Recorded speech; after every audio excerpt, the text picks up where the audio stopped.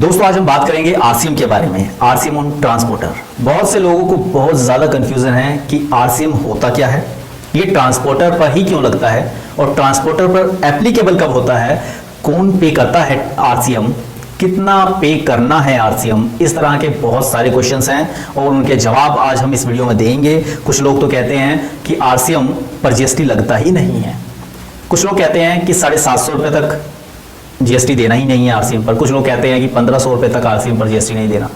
तो ये बहुत सारे क्वेश्चंस हैं, इन सभी क्वेश्चंस के आंसर आज हम इस वीडियो में देंगे आपको, तो बने रहिए एंड तक इन सभी क्वेश्चंस के आंसर को जानने के लिए। स्वागत है दोस्तों, मैं नरेश कुमार, आप देख रहे हैं अकाउंटेक्स गुरु, देश का चैनल, आपका अपना यूट्यूब चैनल, जहां हम बात करते हैं कंपनीज के अकाउंट्स एंड टैक्सेशन कार्यप्रणाली सिस्टम के बारे में बड़ी आसान भाषा में। तो चलिए शुरू करते हैं।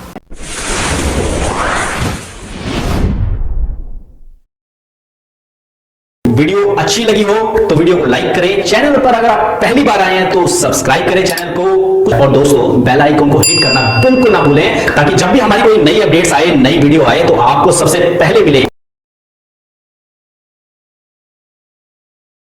दोस्तों सबसे पहले हम जानने की कोशिश करते हैं कि आरसीएम होता क्या है। देखिए जीएसटी में दो तरह से टैक्स एप्लीकेबल होता है, एक फॉरवर्ड चार्जेस, एक होता है रिवर्स चार्जेस। फॉरवर्ड चार्जेस बड़ा ही सिंपल है, आप किसी को सर्विस देते हो, कोई गुड सेल करते हो, उसके ऊपर जीएसटी लगाते हो, सामने वाले से जीएसटी लेते हो और गवर्नमेंट को पे कर देते हो। लेकिन आरसीएम में इसका उल्टा है, आरसीएम ट्रांसपोर्टर पर लगता है, क्योंकि आज की वीडियो में हम आरसीएम ऑन ट्रांसपोर्टर बता रहे हैं। वैसे तो और भी बहुत सी सर्विसेज पर, बहुत सी सप्लाईज पर लगता है आरसीएम, लेकिन आज इस वीडियो में सिर्फ आरसीएम ऑन ट्रांसपोर्टर ही बताया जाएगा। और आरसीएम ऑन ट्रांसपोर्टर, इसमें हम आपको बताते हैं कि आरसीएम लगता कैसे है। देखिए एक ट्रांसपोर्टर जब अपनी सर्विसेज किसी कंपनी को देता है तो वो उसके ऊपर जीएसटी चार्ज नहीं कर सकता। अगर करता है तो इसे हम फॉरवर्ड चार्जेस कहेंगे, जैसा नॉर्मल केसेस में होता है। लेकिन गवर्नमेंट ने ऑप्शन रखा है कि एक ट्रांसपोर्टर फॉरवर्ड चार्ज में भी जीएसटी ले सकता है और रिवर्स चार्ज में भी। अब वो होता कैसे है, अगर एक ट्रांसपोर्टर अगर अपनी सर्विसेज किसी कंपनी को देता है और उसके ऊपर वो जीएसटी चार्ज करता है तो वो 12% जीएसटी चार्ज करेगा, इसे तो कहते हैं फॉरवर्ड चार्ज। लेकिन अगर कोई ट्रांसपोर्टर जीएसटी चार्ज ना करना चाहे तो उसे, जिसको वो सर्विसेज दे रहा है, उस व्यक्ति को, उस कंपनी को जिसको वो ट्रांसपोर्टर अपनी सर्विसेज दे रहा है, वो कंपनी उस जीएसटी को पे करेगी। वो ट्रांसपोर्टर से सर्विसेज ले रही है तो इसीलिए वो कंपनी रिसिपिएंट हुई, और इस केस में वो रिसिपिएंट इस सर्विसेज के ऊपर जीएसटी पे करेगा, तो इसको कहते हैं रिवर्स चार्ज। मतलब कि इसमें जो सप्लाई दे रहा है वो जीएसटी नहीं चार्ज कर रहा, जो सप्लाई ले रहा है वो जीएसटी चार्ज कर रहा है। इस रिवर्स चार्ज को ही कहते हैं आरसीएम, रिवर्स चार्ज मैकेनिज्म। अब हम थोड़ा सा बात करते हैं, आरसीएम अगर अप्लाई होगा, एप्लीकेबल होगा उस रिसिपिएंट के ऊपर तो कितने परसेंट होगा। इसमें आरसीएम का जो रेट है वो है 5%। 5% आरसीएम उस रिसिपिएंट को देना होगा।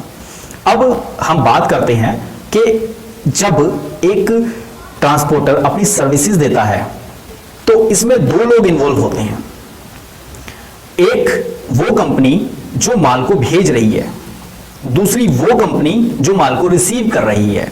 मतलब दो लोग इन्वॉल्व होते हैं इसमें, एक कंपनी जो माल भेज रही है, सेल कर रही है, दूसरी कंपनी जो माल खरीद रही है, परचेज कर रही है।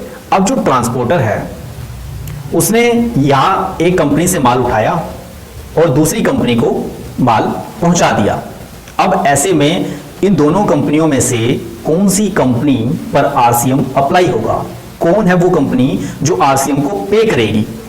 बड़ा ही सिंपल सा है, जब एक ट्रांसपोर्टर अपनी बिल्टी बनाता है और उस बिल्टी में दो नाम मेंशन करता है, एक कंसाइनर और दूसरा कंसाइनर। कंसाइनर होता है जो माल को सेल करता है और कंसाइनी जो माल को परचेज करता है। इन दोनों में से आरसीएम उसी पे अप्लाई होगा जो ट्रांसपोर्टर को फ्रेट पे करेगा, मतलब भाड़ा देगा।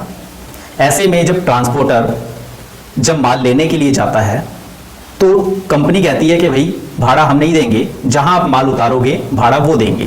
तो ऐसे में होता क्या है कि जो माल परचेज कर रहा था, जब माल वहां पर पहुंच जाएगा उसकी कंपनी में तो वो भाड़ा दे देगा, और जो भाड़ा देगा ये समझ लीजिए कि वही आरसीएम भी देगा। मतलब कहने का ये है कि जो ट्रांसपोर्टर की सर्विसेज के लिए पे करेगा, जो भाड़ा देगा, वही उस भाड़े के ऊपर आरसीएम भी देगा गवर्नमेंट को। अब उस आरसीएम में जो 5% जीएसटी रेट लगेगा, 5% जो आरसीएम देना है, वो सीजीएसटी देना है, एसजीएसटी देना है या फिर आईजीएसटी देना है। इसका पता कैसे लगेगा? देखिए, जब ट्रांसपोर्टर अपनी सर्विसेज दे रहा है और सामने वाले से भाड़ा लेगा, फ्रेट लेगा, तो वो भाड़ा कौन पे करेगा? क्या जो माल खरीद रहा है वो, या जो माल सेल कर रहा है वो पे करेगा? जो भी पे करेगा, हम उसकी सिटी और ट्रांसपोर्टर की सिटी दोनों देखेंगे कि दोनों सेम स्टेट के हैं या डिफरेंट स्टेट के हैं। मतलब एक ट्रांसपोर्टर जब किसी को सर्विसेज दे रहा है और सामने वाले से अपना भाड़ा लेगा, फ्रेट लेगा, तो जो फ्रेट पे करेगा, भाड़ा पे करेगा, अगर वो ट्रांसपोर्टर की सिटी से, ट्रांसपोर्टर की स्टेट से, अगर वो ट्रांसपोर्टर की स्टेट से बिलोंग करता है, सेम स्टेट में है ट्रांसपोर्टर भी और भाड़ा पे करने वाला भी, तो सीजीएसटी, एसजीएसटी आरसीएम के ऊपर पे हो जाएगा। अगर ट्रांसपोर्टर और जो भाड़ा पे करने वाला जो कंपनी है वो अलग अलग स्टेट में है, ठीक है, तो उस पर आईजीएसटी लग जाएगा। सिंपल। अब उसके बाद हम बात करते हैं कि कुछ लोग कहते हैं कि 750 रुपए तक आरसीएम नहीं लगेगा, कुछ लोग कहते हैं 1500 रुपए तक आरसीएम नहीं लगेगा। ये बात बिल्कुल सच है कि गवर्नमेंट ने 2 कैटेगरी रखी हैं कि जो इस कैटेगरी के अंदर फॉल करेगा वो आरसीएम नहीं देगा, मतलब एग्जेम्प्ट है, माफ है। ऐसी कैटेगरी के अंदर जो लोग आते हैं उनको आरसीएम देना ही नहीं है। अब वो कौन सी कैटेगरी है? देखिए, गवर्नमेंट ने 2 स्लैब रखी हैं, एक है 750 रुपए, 750, 750 रुपए, और एक है 1500 रुपए। अब ये 2 स्लैब की जरूरत क्यों पड़ी? देखिए, गवर्नमेंट कहती है ट्रांसपोर्टर से जो सर्विस लेगा, जो भाड़ा पे करेगा ट्रांसपोर्टर को, ठीक है, अगर ट्रांसपोर्टर को आप एक पार्सल भेज रहे हो, मतलब ट्रांसपोर्टर कहते हो जी मेरा एक पार्सल है छोटा सा, इसको आप इस कंपनी तक पहुंचा दीजिए, तो ट्रांसपोर्टर कहता है ठीक है जी पहुंचा दूंगा। तो ऐसे में आपका एक पार्सल गया, एक सामान गया, पूरी गाड़ी में सिर्फ और सिर्फ आपका एक सामान जा रहा है, एक पार्सल जा रहा है। तो ऐसी कैटेगरी में गवर्नमेंट ने कहा कि 750 रुपए तक अगर आपसे भाड़ा चार्ज करता है ट्रांसपोर्टर, तो आपको आरसीएम पे नहीं करना। मान लीजिए आप ट्रांसपोर्टर कहते हो कि मेरा पार्सल है, मेरी एक गुड्स है, इसको आप ले जाइए और ये इस कंपनी में आपको छोड़ना है। वो बिल्टी काट देता है और उससे भाड़ा ले लेता है। तो ऐसे में वो कहता है 400 रुपए में, तो सिंपल है, 750 रुपए से कम है तो उसको कोई आरसीएम नहीं लगेगा। अगर इसी चीज के वो कहता है जी 800 रुपए लगेंगे, तो उसमें वो 750 रुपए से ऊपर हो जाता है अमाउंट, तो ऐसे में आरसीएम पे करना पड़ता है। मतलब बिल्टी के ऊपर अमाउंट चेक होगा कि बिल्टी पर कितना फ्रेट पे किया गया है। अगर 750 रुपए तक है बिल्टी का फ्रेट तो एग्जेम्प्ट है, जो भाड़ा पे कर रहा है उसको उसके ऊपर कोई जीएसटी नहीं देना, कोई आरसीएम नहीं देना। इस सिचुएशन के बाद एक दूसरी सिचुएशन आती है कि अगर एक कंपनी अपना माल ट्रांसपोर्टर के थ्रू भेज रही है और पूरी गाड़ी उसने बुक कर दी। कई बार ऐसा होता है 1 किलोमीटर, 2 किलोमीटर, 5 किलोमीटर तक अपना माल भेजना है। ऐसे में ट्रांसपोर्टर कहता है जी पूरी गाड़ी में, मतलब आपने अपना माल रख दिया, पूरी गाड़ी आपने बुक कर ली, और ट्रांसपोर्टर कहता है जी मैं 1000 पे लूंगा। तो ऐसे में अब गाड़ी बुक हो गई है। अब गाड़ी बुक होने वाली सिचुएशन में गवर्नमेंट कहती है 1500 रुपए तक अगर आपकी गाड़ी बुक हो जाती है, बिल्टी पर 1500 अगर रेट लिखा हुआ है, तो आपको कोई जीएसटी नहीं पे करना, कोई आरसीएम नहीं लगेगा। ट्रांसपोर्टर कहता है एग्जांपल के लिए आपने गाड़ी बुक की, 3 किलो 5 किलोमीटर गाड़ी ने जाना है, तो वो कहते हैं जी 1000 रुपए लगेंगे, तो कोई जीएसटी नहीं देना, कोई आरसीएम नहीं देना। अगर आपकी गाड़ी ज़्यादा डिस्टेंस पर जा रही है, या ट्रांसपोर्टर कहता है जी 2000 रुपये लगेंगे, या 1600 रुपये लगेंगे, या 1550 रुपये लगेंगे, मान लो 1500 से ऊपर 1550 रुपये लगेंगे, या 1510 रुपये लगेंगे, आपकी गाड़ी बुक हो गई है, पूरी गाड़ी में सिर्फ आप ही का माल है।